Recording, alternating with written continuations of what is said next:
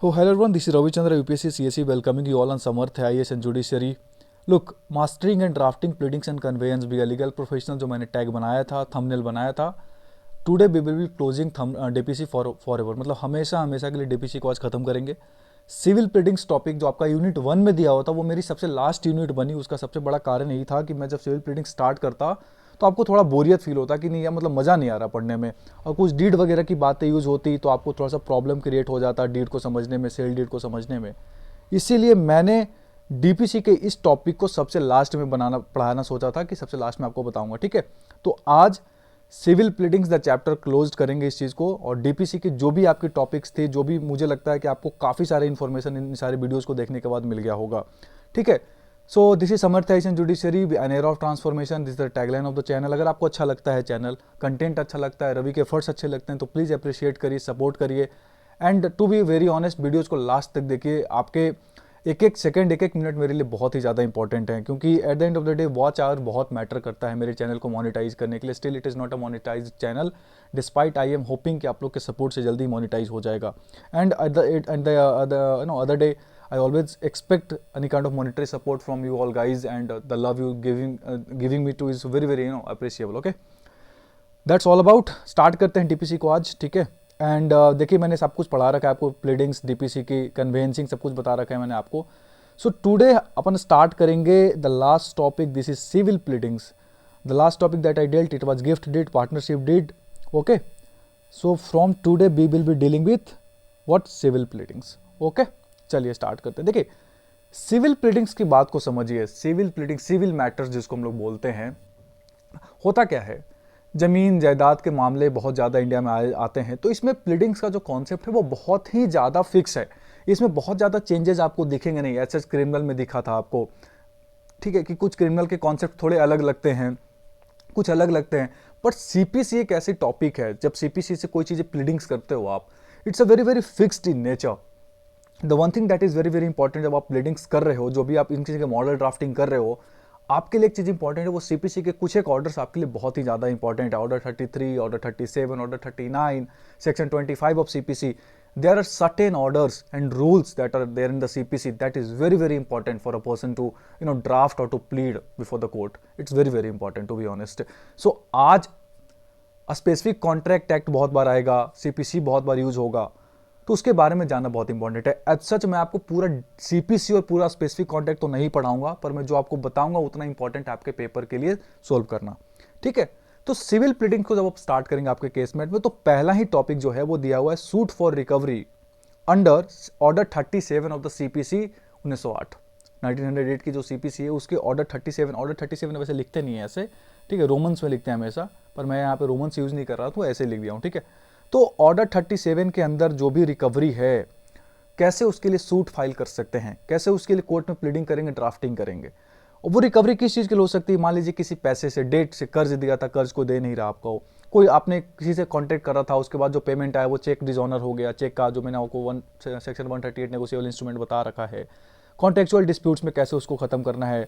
तो ऑर्डर 37 को summary procedure भी कहते हैं, समरी प्रोसीडिंग्स भी कहते हैं।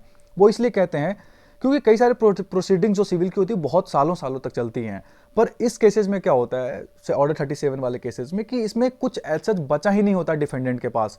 डिफेंडेंट बिल्कुल, उसको ऐसा लगता है कि उसको हारना तय है, there is nothing left with the defendant. आपने किसी के साथ कॉन्टेक्ट करा, पैसे नहीं दे रहे हो आप, क्या उसमें प्लीडिंग करोगे आप, डिफेंडेंट कैसे अपने आप को डिफेंड करोगे। तो ऐसा होता है कि डिफेंडेंट के पास जो प्राइमा फेसाई केस होता है वो बहुत ही कम होता है अपने आप को जस्टिफाई करने का। तो कोर्ट्स क्या करती है, जनरली ऑर्डर 37 को फॉलो करते हुए जो सूट है रिकवरी के लिए वो इशू कर देते हैं। तो प्रोवाइड्स समरी सूट और summary procedure for negotiable instruments. जैसे नेगोशिएबल इंस्ट्रूमेंट क्या क्या हो सकता है, प्रोबेशनरी नोट्स हो सकते हैं, चेक हो सकता है, हुंडीज हो सकते हैं, पुराने जमाने में जो यूज होता था, ये सारी चीज़ें नेगोशिएट जैसे आप करते हो कैश को छोड़कर, मतलब नेगोशिएबल इंस्ट्रूमेंट्स की अगर हम बात करें। A summary suit is a special and fast way of exercising a claim in an efficient way, because इसके प्रोसीजर जो होते हैं वो बिना सुने, मतलब जज सुने जो होते हैं डिफेंस के, वो प्रोनाउंस करते हैं। आप कह सकते हो कि ऑडियो अल्टरम पार्टम का एक तरीके से वो चीज़ है, principle of natural justice, but that's okay, क्योंकि इसके पास डिफेंडेंट के पास कुछ बचा होता नहीं है। तो ये ऑर्डर 37 हो गया, ठीक, सिंपल, इतना आपको लॉजिक समझ में आ गया। अबे मैं क्यों बताता हूँ आपको, अब आपके क्वेश्चन में डायरेक्ट ऐसे आता है ऑर्डर 37 वो लिख के नहीं देते, अब आपको लिख के दे दिए कि उन्होंने कॉन्टैक्ट कर रहा था वो पैसे नहीं दे रहा, तो आपको पता होना चाहिए कि ऑर्डर 37 इसमें अप्लाई होगा, क्योंकि यहाँ पे मॉनेटरी ट्रांजेक्शन्स की बात हुई है और eight the end of the day contractual obligations है। कैसे इसको डील करेंगे, कैसे लिखेंगे, उसके बारे में बात कर लेते हैं। अब एक बार देखिए ध्यान से, अब आप मेरी बात को समझिए। आपने किसी के साथ कॉन्टेक्ट करा कि मैं आपके बिल्डिंग्स को बनाऊंगा, मैं आपके लैंड पे पूरी की पूरी एक मॉल बनाऊंगा, और आप कॉन्ट्रैक्टर हो और आप एक बिल्डिंग के ओनर हो। आपने कॉन्टैक्ट लिया किसी को, कॉन्टैक्ट दिया किसी को, आपने इनिशियल पेमेंट करा था एग्रीमेंट में कि 2 लाख रुपए 2 करोड़ रुपए जो भी आपने दे दिया, रेस्ट ऑफ द पेमेंट आप जिस दिन आपकी बिल्डिंग कंप्लीट हो जाएगी उसके सामने आप उसको पेमेंट कर दोगे। But you are not paying, you are not paying, there is an agreement, there is a written agreement, आप पे नहीं कर रहे हो। आप उसको बोलोगे, एक बार दो बार बोलोगे कि सर पेमेंट कर दीजिए, नहीं करोगे, फिर उसको लीगल नोटिस दोगे। Eight the end of the day उसको ऑर्डर 37 के अंदर कोर्ट में लेकर आओगे ना सीपीसी में, क्योंकि उसके पास कुछ है नहीं बचा हुआ।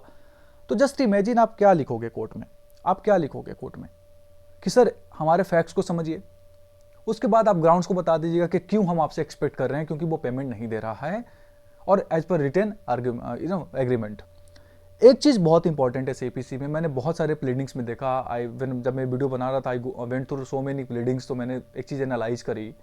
जब आप अपने ड्राफ्टिंग को एंड कर रहे होते हो सीपीसी के सारे टॉपिक्स के अंदर, जब आप सूट वगैरह के लिए फाइल रिकवरी के लिए फाइल करते हो, तो आपको एक ब्रीफ कंक्लूजन देना पड़ता है। जैसे आपने पेपर में कंक्लूजन देते हो ना आप कि वे फॉरवर्ड क्या होगा, या फिर आप कंक्लूजन नहीं तो फिर ये कह सकते हो कि समरी क्या होगा। समरी प्रोसीजर वाला सूट है, ये है ऑर्डर है, मैंने आपको पहले भी बोला समरी सूट समरी प्रोसीजर।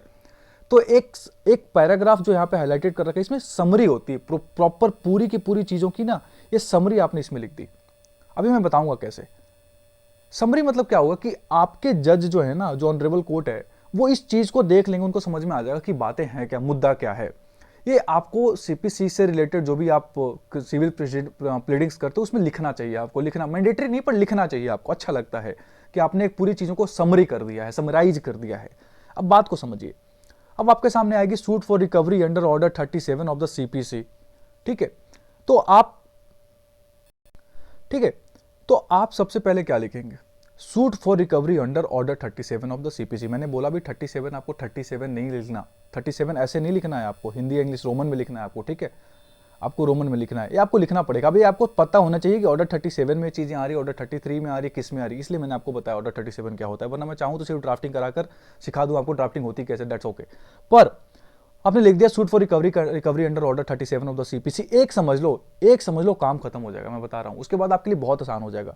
किसके कोर्ट में, डिस्ट्रिक्ट जज, डिस्ट्रिक्ट कोर्ट जो भी उनके सामने लिख दिया आपने, सूट नंबर आपको दिया जाएगा कोर्ट में, suit under order 37 of the CPC. ये सारी चीजों के ऊपर ध्यान दीजिए और मैटर लिखिए। इन द मैटर ऑफ, मान लीजिए कोई कंपनी है, आपने कंपनी बनाया, आपकी कंपनी जो बिल्डिंग्स बनाती है, कॉन्ट्रैक्टर हो आप प्लेंटिफ हो गए वर्सेज किसी के साथ, किसी की बिल्डिंग बना रहे थे, किसी के लिए उस बंदे का नाम लिखकर डिफेंडेंट कर दीजिए। फिर स्टार्ट करिए, किसके लिए फाइल करो, suit for recovery of rupees कितना। अब आपको पता होना चाहिए कि आप कितने रुपीज के लिए फॉलो कर रहे हो वहां पर। मान लीजिए 10 करोड़ रुपए के लिए आपने फॉलो करा है, 10 लाख रुपए के लिए फॉलो करा, प्रिंसिपल अमाउंट 10 लाख थी, पर उस पर इंटरेस्ट लगाया आपने पर एनम आपने 10% का इंटरेस्ट लगाया। तो eight the end of the day आप इतना लिख दो कि recovery of suit for recovery of rupees 10 lakh with the interest rate of 10% per annum under order 37 of the CPC, लिखकर आपने इसको खत्म करा। क्योंकि आपको तो पता नहीं है कितने समय में आपको जाकर इस चीज को प्रोसीडिंग्स जो होगी वो कंप्लीट होगा, पर आपने एनम लिख दिया कि इतने साल तक मैं इंटरेस्ट रेट इतना लूंगा। ये बात आपने कॉन्ट्रैक्ट में कर रखी है पहले भी। ठीक है, वही सेम चीज आपको लिखना पड़ेगा। स्टार्ट करिए, मोस्ट रेस्पेक्टफुली सोएत, या मे इन ऑर्डर प्लीज, ऐसे करके भी जो स्टार्ट होती है वहां से भी स्टार्ट करिए। अपने बारे में बताइए, सामने वाले के बारे में बताइए, दो चीजों में। फिर उसके बारे में बताइए कि आपका मुद्दा क्या है। ठीक है, कि प्लेंटिफ ने क्या करा, एक घर बनाया, एक बिल्डिंग बनाई, उसके कहने पे, डिफेंडेंट के कहने पे इस जगह पे बनाया, इतने तारीख को कॉन्टैक्ट हुआ था, यहां से हमने स्टार्ट करा था, eight the end of the day after 2 years हमने इतने तारीख को कंप्लीट कर दिया। टोटल अमाउंट कितना बना, 10 लाख रुपए, 12 लाख रुपए। इनिशियल पेमेंट कितना दिया गया था, 2 लाख रुपए एज पर द एग्रीमेंट जो कि एनेक्चर 1 में आपने लगा रखा है। मैं बार बार कह रहा हूं, आप लिख दीजिए एनेक्चर 1 में आपने एग्रीमेंट लगा रखा है, चेक लगा रखा है, जो भी चीज़ आपने लगा रखा है, एग्रीमेंट लगा रखा, क्या क्या हुआ। ठीक है, और जो फाइनल बिल हुआ जब आप उसके लिए गए कॉन्ट्रैक्टर के पास, जो भी कॉन्ट्रैक्टर कह रहा हूँ, जो भी डिफेंडेंट है उनके पास, उन्होंने नकार दिया। एक बार नकारा, 2 बार नकारा, आपने उनसे लीगल नोटिस भी दिलवाई, नोटिस भी भेजा, पर उन्होंने आपको एक दिया, क्या दिया, चेक दिया। मान लीजिए 2-3 बार कहने के बाद चेक दिया, चेक लेकर बैंक में गए, चेक डिसऑनर हो गई। उसके बाद उनको फिर से लीगल नोटिस भेजा गया section 138 of the negotiable instruments act, पर उसके बाद उन्होंने कोई रिप्लाई नहीं दिया। सो इस वजह से ऑर्डर 37 ऑफ द सीपीसी के लिए आप उनके पास अपना, कोर्ट के पास अपना पैसे के लिए क्या आए हो, रिकवरी करने के लिए सूट फाइल करने आए हो। तो जब ये सब सारी चीजें लिखोगे ना आप, तो आप ये भी कह सकते हो, ब्रीफ फैक्ट्स देकर भी आप चीजों को लिख सकते हो, या अदरवाइज चुपचाप आप पैराग्राफ्स में लिख देना। पैराग्राफ 1 में अपने बारे में बताए, पैराग्राफ 2 में उनके बारे में बताए, रेजिडेंट के बारे में बताइए, कुछ एग्रीमेंट के पॉइंट्स को लिख दीजिए, क्या क्या मुद्दे हैं वो सारे 5-6 पॉइंट्स में आपने लिख दिया। उसके बाद आप चीजों को एक बार इंड करिए, समराइज करिए, that the cause of action in favour of the plaintiff, ये इंपॉर्टेंट है लिखना, ये इंपॉर्टेंट है, बार बार सुनिए कह रहा हूं मैं, that the cause of action in favour of the plaintiff and against the defendant first arose in 2020-2015 when the defendant first reached to the plaintiff for a construction of a mall on the land of 200 square feet, मतलब square feet में क्या ही होगा, 2 एकड़ at new Delhi on that, जो भी अपना चीज़ों को लिखिए, and at the end of the day they entered into an agreement, they finally constructed the building, and after that when plaintiff reached to the defendant for payment of the initial for the final payment, the defendant refused to payment to refuse to pay. सारी चीज़ों को लिखकर आप क्या अपनी language, मतलब इतना legal language में नहीं कह रहा हूँ, बहुत सिंपल लैंग्वेज आपने लिखिए। उसके बाद पेमेंट वगैरह के लिए बोला गया, अमाउंट डिस्पाइट वगैरह सब कुछ किया गया, पर eight the end of the day उन्होंने पेमेंट नहीं करा। सो उसके बाद सूट जो है वो कोर्ट के लिमिटेशंस में आती है, क्योंकि जो सूट, ये जो बिल्डिंग है जहाँ पे मैंने बनाई है, जहाँ पे वो बंदा रहता है, जहाँ पे उसकी ऑफिस है, जहाँ पे हमारी ऑफिस है, सब रोहिणी कोर्ट, हौज खास कोर्ट, साकेत कोर्ट, जहाँ पे भी आप रहते हो उसके एरिया में आती है। मैंने कोर्ट फी फाइल कर दिया है, कोर्ट फी भी दे दिया है। सो ओवरऑल ऑर्डर 37 के अंदर जो भी सीपीसी के अंदर कोई भी रिलीफ जो है वो मिलनी चाहिए, ऐसा करके आपने फिर प्रेयर करके उस चीज़ को क्या कर दिया, फाइनल कर दिया। ठीक है, इस पैराग्राफ को जरूर लिखिएगा आप, मैं बार बार कह रहा हूँ, अच्छा लगेगा जब आप समराइज करेंगे, क्योंकि order 37 is all about summary procedure, summary suit. Prayer में लिखिए, it is therefore most respectfully prayed this that this honourable court may be pleased to pass a decree for rupees इतना and as well as what the 10% per annum after the interest, जो भी आप calculate करके लिखिए, award cost in favor of the plaintiff and against the defendant and pass such an order and further orders as may be deemed fit and proper on the facts and circumstances of the case। उसके बाद plaintiff और advocate के साथ verification करके कि जो भी paragraphs आपने बताएं वो पैराग्राफ सही है, इतने से इतने पैराग्राफ कॉन्ट्रैक्ट के बेसिस पे, इतने से इतने पैराग्राफ कुछ मार्केट वैल्यू के रेट पे, मार्केट वैल्यू पे बेसिस है, सारी चीज़ों को लिखकर आप क्या करिए, उसको फिर अफिडेविट के साथ उसको ओके कर दीजिए। अफिडेविट मैंने आपको बताया बनाना कैसे है, मैट्रिमोनियल वाले में साफ साफ बता रखा है, एक बार बता दिया मैंने आपको। अफिडेविट बिल्कुल सिंपल चीज़ है, अफिडेविट करना, अपना नाम लिखिए, मैटर लिखिए, और जो भी फैक्ट है उसको लिखिए कि ये मैं कर रहा हूँ, मैं अपने प्रेजेंस में कर रहा हूँ, विटनेसेस के सामने कर रहा हूँ, वेरिफिकेशन करके साइन कर दीजिए। समझ गए बात को? तो सीपीसी के जो सूट फॉर रिकवरी के लिए इंपॉर्टेंट क्या है, अपने बारे में बताना, रेजिडेंट कहाँ के वो बताना, फैक्ट्स को बताना। जो इंपॉर्टेंट है वो ये कि कब अरोज हुई वो इशू, कब आई आपके सामने, पहली बार आप दोनों मिले कब, आपका इशूज क्या हुआ, अब प्रॉब्लम क्या रहा है, तो कोर्ट के इंटरफेरेंस की जरूरत क्या पड़ गई, वो आपको लिखना पड़ेगा इन शॉर्ट, समराइज करके। जुरिडिक्शन की बात आपको करनी ही है, कैसे जुरिडिक्शन में आती है वो समझिए, उसकी बिल्डिंग आती है, वो घर आता है, वो हो सकता है कि वो जमीन आती हो, उसकी ऑफिस आती हो, या प्रेसिडेंट वहां के हो। अब प्रेयर करके कितने रुपए आपको चाहिए, ठीक है, और अगर कोई फ्यूचर कोर्स ऑफ एक्शन में डिले होता है तो 10% 15% की इंटरेस्ट रेट पे मुझे मिलना चाहिए। बात को समझ गया, इतना हो गया आपका। अब ये सेम चीजें लिखेंगी आपकी हर जगह, जितने भी आप इशूज देख लो आप, वो सब जगह, चाहे परमानेंट इंजंक्शन की बात कर लो, चाहे आप टेम्पररी इंजंक्शन की बात कर लो, ये सारे के सारे लॉजिक सेम जगह, सब जगह सेम लॉजिक अप्लाई होंगे। फॉर एग्जांपल सिविल प्लेडिंग्स का सेकंड टॉपिक स्टार्ट होता है सूट फॉर परमानेंट इंजंक्शन। अब इंजंक्शन को समझिए क्या होता है। इंजंक्शन एक चीज होती है जो कोर्ट इशू करती है, एक तरीके का लीगल ऑर्डर होता है जो इशू किया जाता है कोर्ट के द्वारा किसी भी पर्टिकुलर पर्सन को कि आप इस काम को नहीं करोगे, कि मैं आपको ऑर्डर देता हूं कि अनटिल एंड अनलेस, जब तक ये केस चल रहा है, you are forbidden from doing such act, जो कि किसी न किसी प्लेंटिव को क्या करता है, हार्म काउज करता है, चाहे मॉनेटरली हो, चाहे वो फिजिकल हो, चाहे किसी भी तरीके का हो। आपको इस चीज से कोर्ट रोकती है। परमानेंट कह दिया मतलब हमेशा हमेशा के लिए रोकती है। This can be pronounced at the time of the judgment. आपको परमानेंट इंजंक्शन इशू कर दिया गया कि अब आप हमेशा हमेशा के लिए उस व्यक्ति को परेशान इस चीज के लिए नहीं करोगे। टेम्पररी इंजंक्शन क्या होता है कि while the court proceedings is on going, अभी वो सिस्टम में ही है, अभी वो चल रहा है, पर कोर्ट ने इंजंक्शन अभी इशू कर दिया कि जब तक कोर्ट प्रोसीडिंग चल रहा है तब तक तुम उस बंदे से 100 मीटर की दूरी पर रहोगे हमेशा। ये होता है। फॉर एग्जाम्पल आपने कोर्ट में इशू करा कि यार वो बंदा, सर वो मुझे बार बार परेशान कर रहा है, इसलिए उसके लिए उसके ऊपर केस कर दिया आपने। पर एट द सेम टाइम आपको रियलाइज होता है 2-3 प्रोसीडिंग के बाद कि सर वो बार बार परेशान कर रहा है, वो मेरे घर को आसपास परेशान कर रहा है, मेरे बच्चों को परेशान कर रहा है, तो आप कोर्ट से कहोगे सर एक टेम्पररी इंजंक्शन इशू कर दीजिए कि वो बंदा जो है वो मेरे घर के 100 मीटर में दायरे में आए ना, मेरे बच्चों को परेशान ना करे। तो कोर्ट आपके कहने पर टेम्पररी इंजंक्शन इशू कर सकती है, प्राइमा फेसाई अगर आपको लगता है, कोर्ट को लगता है कि आपके फेवर में बातें हैं। बात को बुझे, ये होती है बात। परमानेंट इंजेक्शन समझ गए आप। तो इसके लिए सूट फाइल करनी है आपको, सूट फाइल करनी है कि सर इस व्यक्ति को रोको को वो मेरे लैंड की इंक्रोचमेंट ना करे, मेरे को फिजिकली परेशान ना करे, फिजिकल पोजीशन को जो है वो डिस्टर्ब ना करे। तो परमानेंट इंजेक्शन को परपेचुअल इंजेक्शन भी कहते हैं, is one that is delivered at the time of the final judgment and therefore is more often than not prevalent for a longer period of time. In this scenario defendant को हमेशा हमेशा के लिए क्या कर दिया जाता है, रोक दिया जाता है। Something that is not in the interest of the plaintiff. आप उसके लिए कुछ ऐसा करो जो प्लेंटिफ को हार्म कर रहे हैं, तो आपको कोर्ट हमेशा हमेशा के लिए रोक देगी।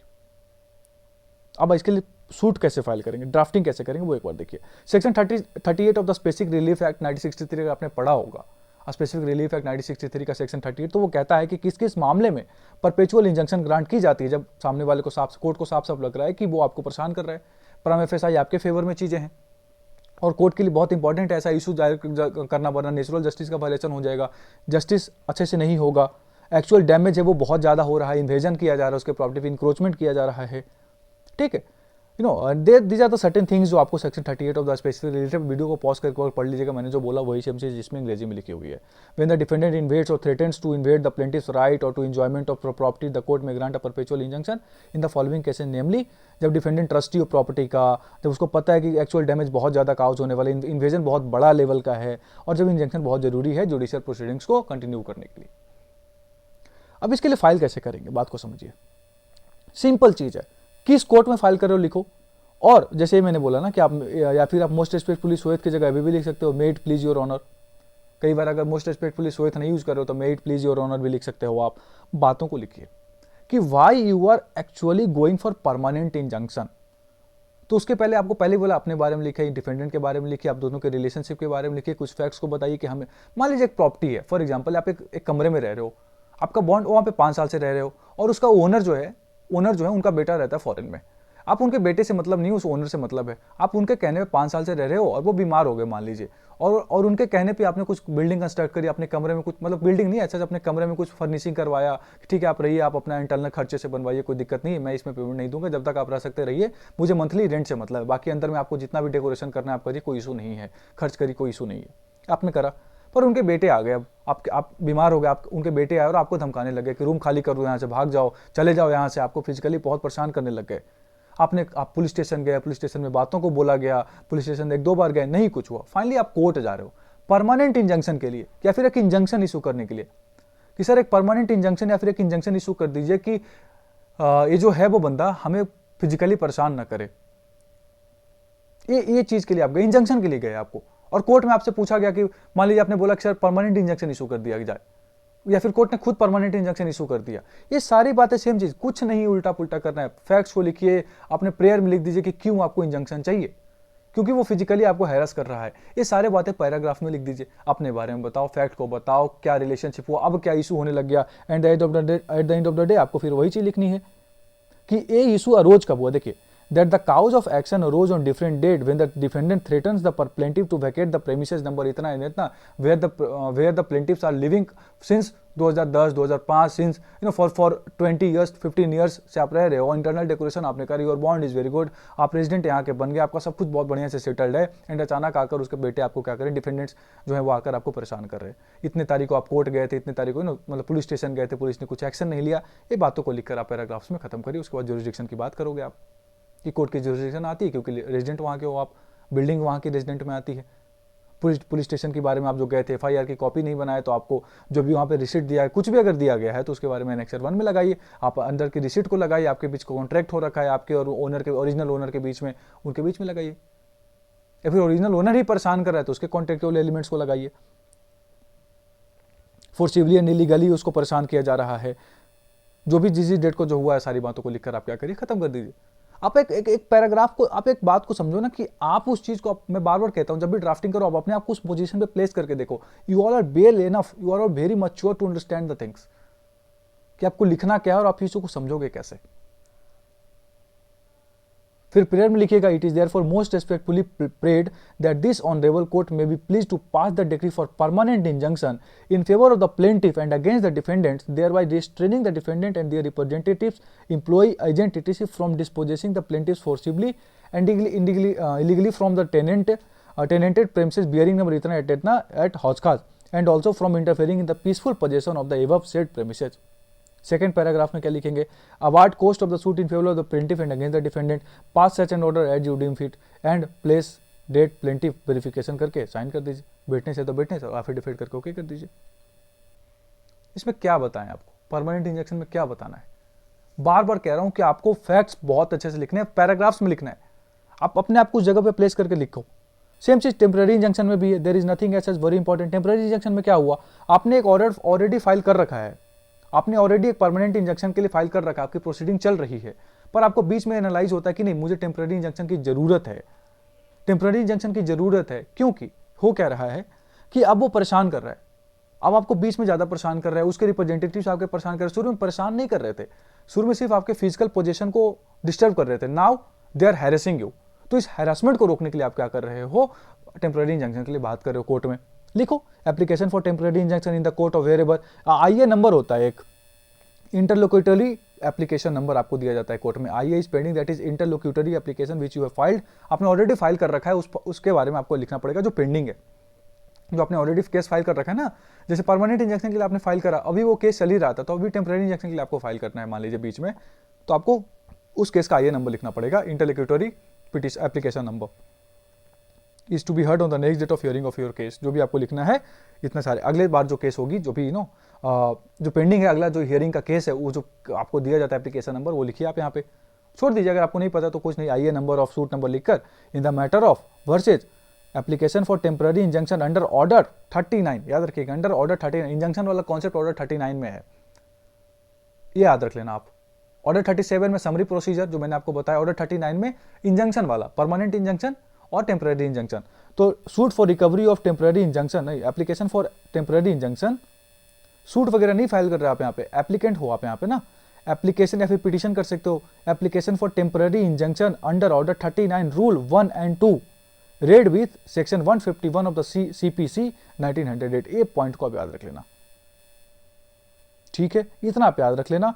अगर आपको सेम चीज यहां बोले तो भी आप याद रख लीजिएगा, suit for permanent injunction under order 39, ठीक है, ये चीज आपके लिए इंपॉर्टेंट है जो मैंने आपको बता दिया, ठीक, ऑर्डर 1-2 ऑफ द सेक्शन और ऑर्डर 39 ऑफ द CPC, इस बात को याद रखिए और चीजों को लिखिए कि sir plaintiff is filed a suit for permanent injunction which is pending, इसमें आपको अपने बारे में बताने की जरूरत नहीं है क्योंकि इंटरलोक्यूटरी एप्लीकेशन नंबर आपने ऑलरेडी लिख दिया है, अब कोर्ट क्या करेगी, उसी से सारी बातों को पढ़ लेंगे, क्योंकि आप लिखोगे direct most respectfully so it that the plaintiff has filed a suit for permanent injunction which is pending before the honorable court tribunal, और जो भी आपको लिखिए उसके सामने, that second paragraph that the contents of the accompanying suit, जो suit आप file कर रहे हो, जो भी आप एप्लीकेशन दे रहे हो परमानेंट इंजंक्शन के साथ, may kindly be treated as part or read as part and parcel of the application which are not repeated here for the sake of brevity। मतलब आपने क्या किया कि जो ऑलरेडी फैक्ट्स आपने बता रखे हैं, फैक्ट्स आर द सेम, आप उस फैक्ट को यहाँ पे वापस नहीं लिख रहे for the sake of brevity, मतलब उन चीज़ों को सॉर्ट कर रहे हो, आप उन चीज़ों को एक्सप्लेन नहीं कर रहे क्योंकि ऑलरेडी आपने एक्सप्लेन कर रखा है, ये 2 पैराग्राफ्स आपने लिख दिया। उसके बाद that the plaintiff the applicant has got a prima facie case in his favour and there is a chance, there is a what, there is a likelihood of success in the present case.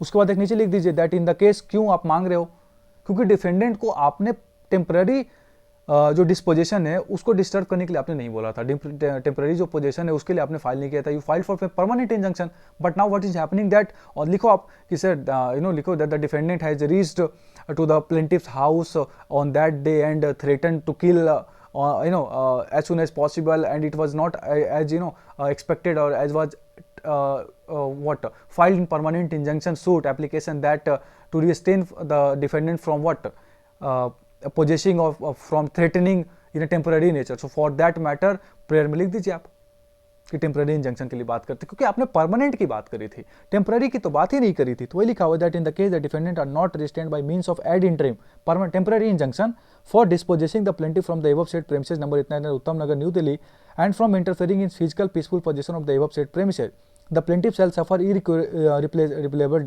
loss and injury and the suit shall become क्या लिखा भाई and fractious, बाप रे इतना अंग्रेजी मत लिखना यार, and would lead to multiplicity of the cases, कुछ और वर्ड यूज कर लेना, इतना अंग्रेजी मत लिखना आप. That the balance of the convenience lies in favor of the plaintiff and against the defendant. Prayer में लिखिए कि pass ex parte ad interim, मतलब ex parte mainly interim, ad interim मतलब होता है कि टेम्पररी आप इंजंक्शन को इशू कर दीजिए so that the defendant could not threaten or could not dispossess from the peaceful position of the plaintiff's house bearing at it ना for a temporary nature. Okay, उसके बाद ऑर्डर करके आप चीज़ों को क्या कर दीजिए, अफिडेविट के साथ ओके कर दीजिए. लिखना पड़ेगा अफिडेविट आपको. अगर क्वेश्चन में कह दिया draft a model with affidavit, तो आपको एफिडेविट लिखना पड़ेगा. अगर एफिडेविट नहीं मांग रहे तो आप एफिडेविट स्किप भी कर सकते हो, पर मेरा तो सजेशन होगा कि आप एफिडेविट लिख दो. एक बार लिख लोगे ना तो बार बार आपको इशू, आप एक बार लिख लेना अपने पेज पे, सेम चीज को वापस देख के लिख देना दूसरे पेज में अगर क्वेश्चन में लिखना हो तो. लेकिन एक बार लिख लेना, जो आपको दिमाग एक ही बार लिखने की मेहनत करनी है, एक बार लिख लिए कॉपी में, आंसर राइटिंग में भी डायरेक्ट लिख दिया ना, बार बार उसको वापस करके पेज पलट के लिख लेना आप एग्जाम में भी. ठीक है, तो एप्लीकेशन फॉर टेम्पररी इंजेक्शन ऐसे हो गया. आगे चलेंगे. आगे कहता है application under order 39 rule 2A. अब देखिए रूल 2A क्या है. रूल 2A बहुत ही आसान चीज है. Section 155 of the CPC same चीज. ऑर्डर रूल 2A क्या है. ऑर्डर रूल 2A कहता है कि कोर्ट ने ऑर्डर पास किया, कोर्ट ने कोई ऑर्डर पास किया पर जिसके खिलाफ पास किया वो बात को मान ही नहीं रहा, उसने विलफुली डिसओबे कर दिया. तो ऑर्डर 2A कहता है consequences of disobedience of breach of injunction. अगर कोर्ट ने इंजंक्शन इशू किया, मान लीजिए टेम्पररी इंजंक्शन इशू करवा लिया आपने, फिर भी वो आपको आकर थ्रेट कर रहा है, तो आप उसके लिए क्या कर सकते हो, सेक्शन 2A के अंदर फिर से एक एप्लीकेशन डाल सकते हो कि सर वो जो ब्रीच ऑफ इंजंक्शन है वो वहां पे हुआ है. फिर उस केस में लिखेंगे अगर क्या हुआ है तो कैसे कोर्ट उसके साथ डील करेगा. लिखा हुआ है कि in the case of disobedience of any injunction granted or other order made under rule 1 or 2 or breach of any of the terms on which the injunction was granted or the order made, the court granting the injunction or making the order or any court to which the suit of proceeding is transferred may order the property of the person guilty of such disobedience or breach to be attached and may also order such person to be detained in the civil prison for a term not exceeding 3 months unless in the meantime the court direct his release. ठीक है, ये होती है मुद्दा. Section 2A का मतलब हुआ. अब आपको लिखना है application under order 39 rule 2A read with section 150 of the CPC on behalf of the plaintiff. On behalf of the plaintiff advocate हो आप तो लिख रहे हो, कोर्ट को इशू कर रहे हो, मतलब कोर्ट को क्या करो, मतलब एप्लीकेशन दे रहे हो आप. अब आपको क्या लगता है फिर से इसमें बताने की जरूरत है क्या. आपको सेक्शन 2A की बात करो तो कोर्ट को इतना पता है कि आपने कोर्ट ने ऑलरेडी कोई ऑर्डर पास कर रखा है, इसका मतलब तो आपको डायरेक्ट स्टार्ट करना है. या तो पहले पैराग्राफ में इतना लिख सकते हो कि प्लेंटिफ है कौन, ठीक है, डिफेंडेंट कौन, इतना लिख दिया. उसके बाद डायरेक्ट आप स्टार्ट करो कि in the petition in the judgment dated by this honourable court, honourable जज, जो भी आप लिख सकते हो, इतने तारीख को इतना पड़ी इंजंक्शन पास किया गया था, इन द एप्लीकेशन नंबर इतना, इन द केस नंबर इतना, जो भी आपका है, उसमें एक केस, उसमें एक ऑलरेडी जजमेंट टेम्पररी इंजंक्शन का फाइल किया, केस इंजंक्शन का क्या हुआ था, जजमेंट दिया हुआ था, ऑर्डर पास किया हुआ था. But now what is happening, लिख दीजिए despite the said pronouncement of interim injunction by the honorable court on the dated इतना the defendant is still not complying or defendant is willfully disobeying the contact, disobeying the order of the the honorable court of the injunction, temporary injunction.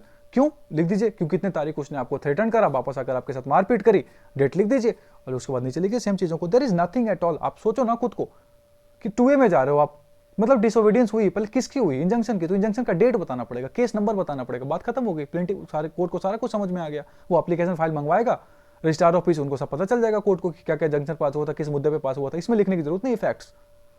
Facts आपको permanent injunction में लिखना है, temporary injunction में भी facts नहीं लिखने, permanent वाले में लिखना. और क्वेश्चन आपसे परमानेंट ही पूछेगा पेपर में. प्रेयर में लिखिए कि इट इज व्हाट, जो भी आपको लगता है, it is therefore most respectfully prayed that this honorable court may be pleased to take appropriate action under the rule code of CPC and the other provisions of law may be taken against the defendant or respondent and his property and may be directed to be attached and he may be directed to be kept in civil imprisonment for the maximum term because the defendant or the respondent can create a lot of ruckus or mental chaos for the plaintiffs. उसको threaten कर सकता है, उसकी life को threaten कर सकता है. देखिए ठीक है, आगे चलेंगे.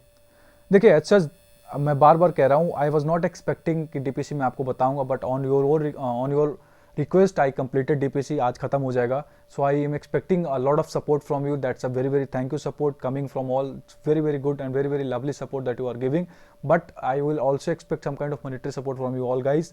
सो show your support to me because channel is not monetized yet and आपका सपोर्ट ही मेरे चैनल को मोनेटाइज भी करेगा, उसके अलावा मोनेटाइजेशन भी मेरा जो होगा वो आप ही के थ्रू हो सकता है, ठीक है।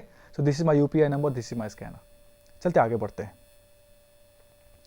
Application to sue as an indigent person, बहुत आसान है। आप पैसा देने में सक्षम नहीं हो, आपके पास कोर्ट फी देने के लिए कैपेसिटी नहीं है, तो आप इंडिजेंट पर्सन हो गए। Section 155 one of the CPC के अंदर एप्लीकेशन दे रहे हो, ऑर्डर 33। ऑर्डर 33 याद रखिएगा। इंडिजेंट पर्सन वाला अगर कॉन्सेप्ट है तो सबसे आसान पेज यही होगा, सबसे पहले इसी को लिख देना, अफिडेविट के साथ ओके कर देना। Application to sue as an indigent person, बार बार मैं एफिडेविट कह रहा हूँ, देखो मैं दिखाता हूँ एफिडेविट कहाँ बताया था मैंने, मैं अभी पीपीटी शेयर करूंगा मैं आपको, चिंता मत करो, मैं दिखाता हूँ। मैं वापस जा रहा हूँ, 1 मिनट को। एफिडेविट मैंने आपको बताया है,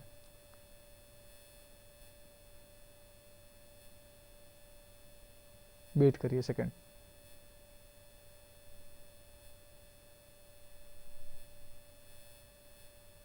ये देखो, ड्राफ्ट एफिडेविट इन मैट्रिमोनियल, तो मैट्रिमोनियल में बताया था मैंने, बाकी सब में यही लिखना है, कोर्ट का नाम, इन रे या फिर इन द मैटर ऑफ आपका नाम और जो भी रेस्पोंडेंट है, उसके अलावा एफिडेविट आप किसके द्वारा कर रहे हो, एंड आप आई द, हमेशा फर्स्ट पर्सन में, I the above named deponent do hereby solemnly affirm and declare as under, कि मैं सारे होशआवास में कर रही हूँ या कर रहा हूँ, जो भी है, मैं पिटिशनर हूँ एफोर्सेड मैटर में, मेरी शादी जो भी हुई थी या फिर मेरा जो प्रॉपर्टी का डिस्प्यूट चल रहा है वो यहाँ की प्रॉपर्टी है, इसके साथ रेजिडेंट हूँ, यहाँ का प्रॉपर्टी चल रहा है, इस वजह से इशू कर रहा हूँ, जो भी मैं इसके विटनेसेस के सामने करके डिपोनेंट के सामने वेरिफिकेशन करके ओके कर दीजिए।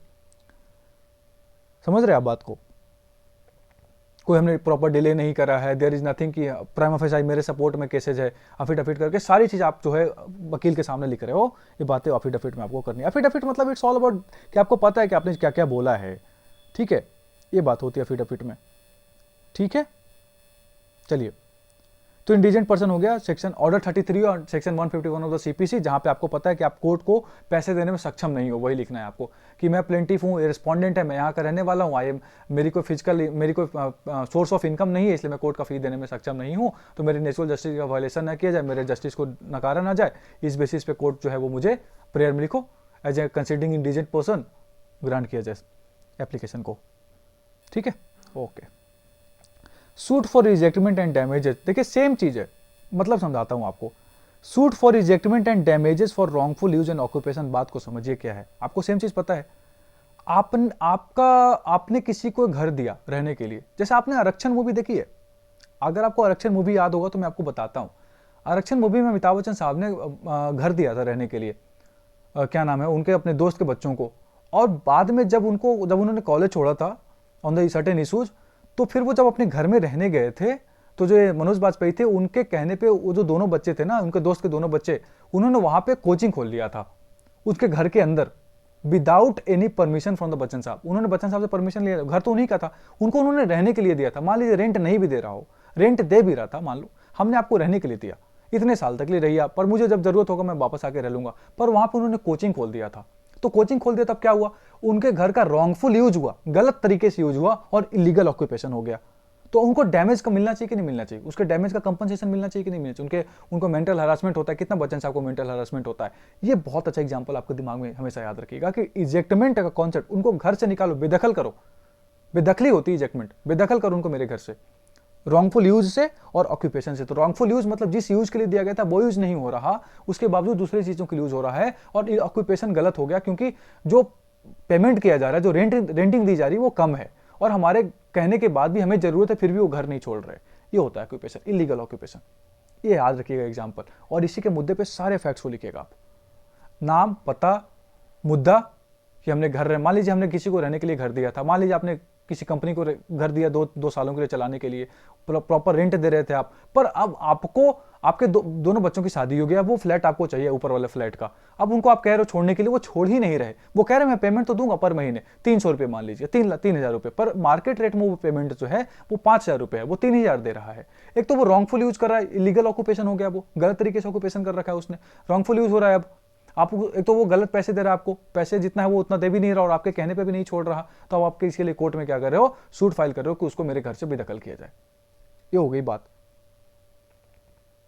सिविल कोर्ट में लिखिए, सिविल जज के सामने सारी बातों को, अपने फैक्ट्स को बताइए कि क्यों आपको चाहिए, और लास्ट में ज्यूरिसडिक्शन की बात है, और मुद्दा रोज कब होता है, ये बात इंपॉर्टेंट है, द काउज ऑफ एक्शन रोज, जब आप 2 साल पहले उसको रहने के लिए दिए थे, अब इतने तारीख को आप उसको जाकर कह रहे हो पैसा नहीं दे रहा, छोड़ नहीं रहा, अब आपकी जरूरतें आ गई ऐसी, that the cause of action rose on date first one, जब आप मिले थे, आप और आपकी वो जो कंपनी थी जो आपके घर में रहने, आपके फ्लैट में अपना घर जमाया, उन्होंने अपना मतलब बिजनेस सेटअप किया।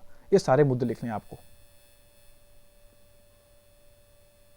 ठीक है। फैक्ट को पढ़ेगा ध्यान से। और एक एग्जांपल जो मैंने आपको आरक्षण मूवी का दिया वो याद रखिएगा आप। प्रेयर में लिखिए, it is therefore most respectfully prayed that this honourable court may be please to pass a decree for ejectment against the defendant and in favour of plaintiff, pass a decree of payment for damage. Damage कितना? 3000 रुपया हुआ, 3000 दे रहा था per month, 2000 रुपया आपको कम देता at the rate 2000 per month. Per month, अगर per day चाहिए तो पर डे कर सकते हो आप, फॉर रॉन्गफुल यूज, गलत यूज के लिए, and occupation of the flat by the defendant and any other relief deemed fit and may also be given, cost of the case may also be given, और इसको affidavit के साथ okay कर दीजिए आप, ठीक है। अफिडेविट के साथ क्या करना है आपको? ओके कर देना है। समझे बात को? एक एग्जांपल याद रखिएगा इजेक्टमेंट वाला केस का, बहुत ही अच्छा एग्जांपल मेरे दिमाग में आया तो मैंने आपको सडनली दिया, ठीक है। आगे चलेंगे, सेम चीज हो गया। ऐसा ही सेम चीज है कॉन्ट्रैक्ट के परफॉर्मेंस के लिए, मैं कह रहा हूं ना बहुत ही आसान है, एक बार आपको समझाना था शुरू वाला केस रिकवरी वाला, उसके बाद देखिए अब स्पेशल कोई कॉन्ट्रैक्ट कर रखा है आपने, उसका परफॉर्मेंस नहीं हो रहा, कहने का मतलब कि आप कोर्ट में ये नहीं कह रहे कि सर उसको बेदखल करो, आप ये नहीं कह रहे कि सर मेरा पैसा वापस दिलवाई, आप ये नहीं कह रहे कि सर आप ऐसा करो ना कि उस बंदे को मेरे को इंजंक्शन इशू करवा दो। आप कोर्ट में इन सब चीजों के लिए नहीं जा रहे, you are not going for that. आप सिंपली कोर्ट में क्या कह रहे हो जाके कि भैया हमारा जो कॉन्ट्रैक्ट हुआ था ना उसको इन्फोर्स करवा दो आप।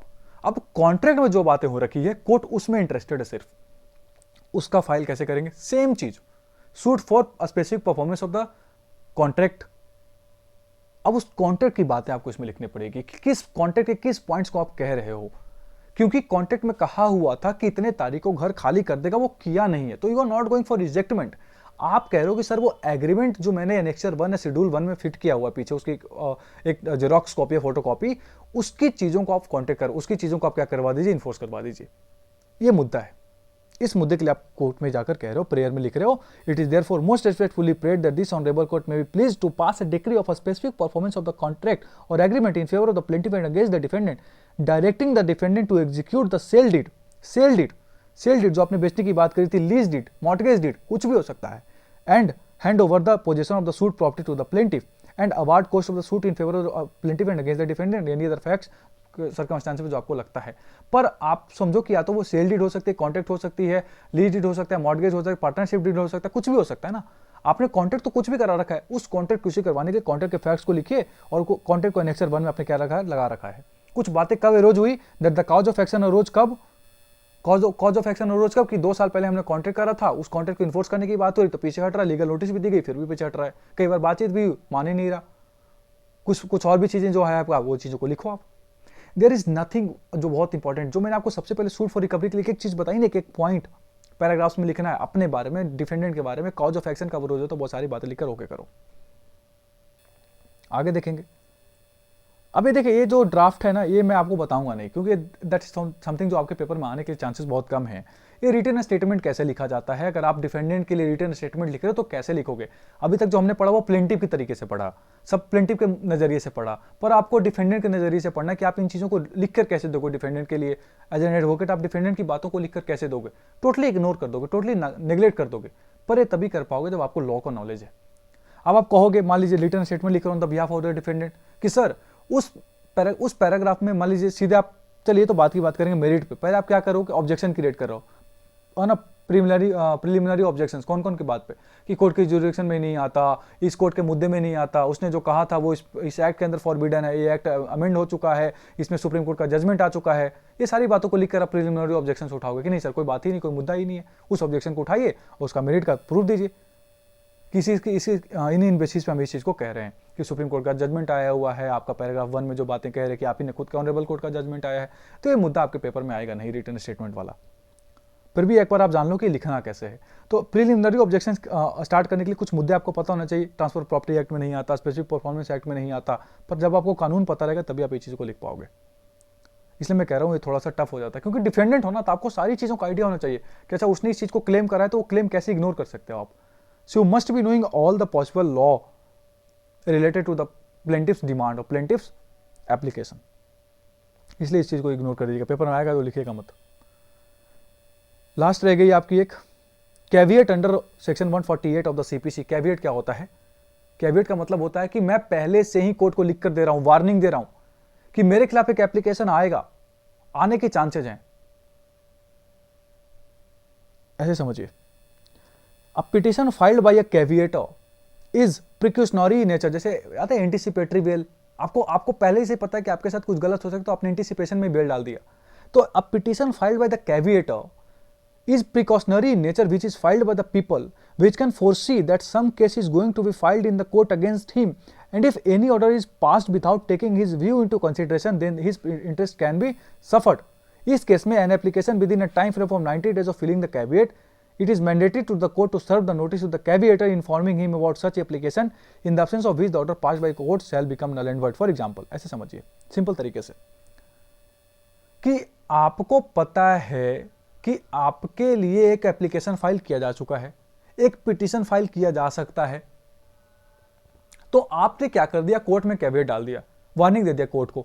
अब कोर्ट की रिस्पॉन्सिबिलिटी बन गई कि जब भी एप्लीकेशन आपके सामने कोर्ट के सामने एप्लीकेशन को फाइल करता है आपसे रिलेटेड, कोर्ट आपको नोटिस भेजेगी, वो नोटिस भेजना ही भेजना, अगर नोटिस नहीं भेजेगा तो उस जजमेंट का कोई मतलब नहीं बनता है। फॉर एग्जाम्पल, सबसे पहले मैंने आपको बताया था ऑर्डर 37, जिसमें समरी वाला कि डिफेंडेंट के पास कुछ मौका ही नहीं हो, मान लीजिए ऐसा ही हो कि इस डिफेंडेंट को पता है कि इसके पास कुछ मौका नहीं होगा बाद में बोलने के लिए, he will be left nothing, उसके पास कुछ नहीं होगा, वो गलत है, उसको ये बात पता है कि उसके पास कुछ भी नहीं बचेगा अपने आप को फाइल करने, अपने आप को कोर्ट के सामने बताने के लिए, पर वो पहले से ही कैविएट डाल रखा है। लेकिन कोर्ट को जैसे ही उसने कैविएट डाल रखा तो कोर्ट की मैंडेटरी पावर होगी कि उसको एप्लीकेशन भेजना पड़ेगा कि अब आपको सुनूंगा मैं, इट्स वेरी वेरी मैंडेटरी कि अब आपको कोर्ट में आकर प्रेजेंट होकर अपने बारे में डिफेंड करना पड़ेगा। ये इंपॉर्टेंस है कैविएट की under section 148 of the CPC, 148A of the CPC, ये होती है कैविएट का मतलब। तो आप लिखोगे या तो आपके सामने एप्लीकेशन, आप किसके सामने लिखो, सिविल जज, सिविल कोर्ट, जो भी लिखिए, caveat under section 140 of the code of civil procedure लिखिए, रेस्पोंडेंट टू कैविएट, आप रेस्पोंडेंट हो गए ना, कैविएटर हो गए, तो लिखिए कि सर आपने एक जजमेंट दे रखा है या फिर मेरे खिलाफ जजमेंट आ सकता है, मेरे खिलाफ में आ सकता है, इसलिए मैंने कोर्ट में कैविएट डाल दिया। वो 90 दिन की एप्लीकेशन होती है, बस 90 दिन के बाद एक कैविएट वाला कॉन्सेप्ट नहीं चलता। 90 दिन के बाद कोई एप्लीकेशन फाइल हुआ तो आप फिर से आपको कैविएट के लिए अप्लाई करना पड़ेगा, अगर आपने करा है तो 90 दिन तक आपके पास पावर है कि आप कोर्ट के पास मैंडेटरी हो जाएगा कि वो आपको इन्फॉर्म करेगा 90 दिन के अंदर कोई एप्लीकेशन आपके अगेंस्ट में फाइल होती है। तो अपने बारे में बताइए, क्या सर आपने एक जजमेंट पास किया है, मेरे खिलाफ चांसेज हैं कि आ सकता है, एंटीसिपेशन कर रहे हो आप, इसलिए कोर्ट मुझे जो राइट नेचुरल जस्टिस है वो फुलफिल किया जाए, मुझे मौका दिया जाए, मुझे बाद में अगर कोई केस आता है तो मुझे मौका दिया, मैं अपने आप को बोलूंगा। बड़ी बड़ी कंपनियां ऐसे करती हैं, बड़ी बड़ी कंपनीज को पता होता है कि वो गलत करने वाले हैं तो पहले से कैविएट डाल देते हैं। प्रेयर में लिख दीजिए, it is therefore most respectfully prayed that nothing may be done in civil miscellaneous, that may be filed by the petitioner without notice to the caveator in his counsel. लिखिए that the caveator has a right to appeal and contest the civil main petition if preferred by the plaintiff or would-be petitioner, that the caveator desires that he may be given the notice of the filing so that he may be granted before so that no judgment can be passed, no order can be passed without granting a chance to hear the respondent or the caveator.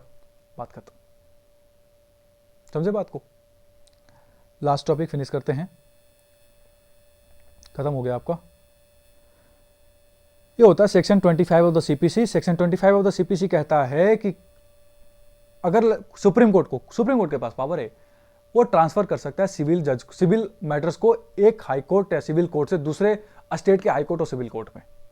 Section 25 of the CPC 1908 states that on an application made by a party and after notice to the parties and after hearing that the Supreme Court may at any stage if certified that such a order is needed in the interest of justice may under this section order that any suit, appeal or any other proceeding that transferred from a high court or other civil court in one state to high court or civil court in another state, transfer की बात होती है ये, ठीक है। अब transfer वाले में क्या करोगे, लिखो ट्रांसफर करना है आपको in the Supreme Court of India original civil jurisdiction. Article बताओ 131 ही है ना, 132 है आई गेस, 133 है, I am forgetting the actual article of the Supreme Court जो एक्सक्लूसिव जुरिसडिक्शन ऑफ सिविल से डील करता है, मतलब एक्सक्लूसिव से नहीं but civil original civil jurisdiction से डील करता है सुप्रीम कोर्ट का। तो under section 25 of the court of civil procedure read with order XLI 51 है ना, सुप्रीम कोर्ट रूल्स 2013, उसके बाद लिखिए ट्रांसफर करना है। ट्रांसफर करने के लिए आपको बताना पड़ेगा कि कौन सा केस है, केस नंबर बता दीजिए, इस कोर्ट में सर केस फाइल है, इस हाई कोर्ट में केस फाइल्ड है, ये केस नंबर है, इतने तारीख को फाइल हुआ था,